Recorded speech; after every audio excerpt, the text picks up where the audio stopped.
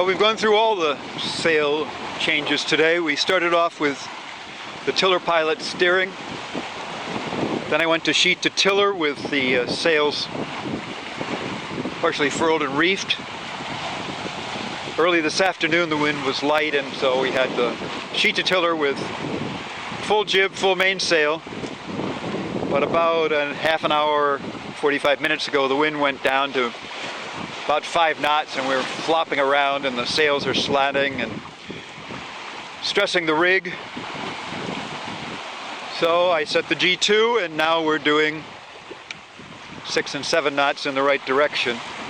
The wind's reading 7 apparent from aft to the beam. The G2 is moving us along very nicely.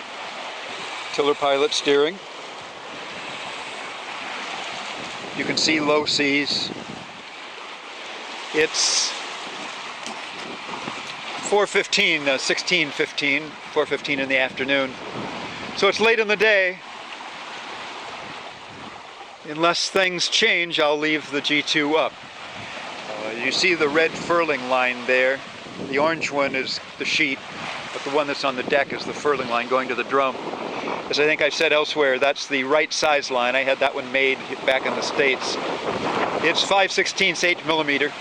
Before I was using a line that had been on the old Faknor Jenneker furling gear. It was only 1/4 inch 6mm, and it slipped.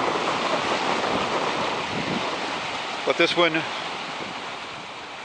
holds very nicely, and see that line of black balls going up, those are around that is the furling gear. It's a Profurl Spinix.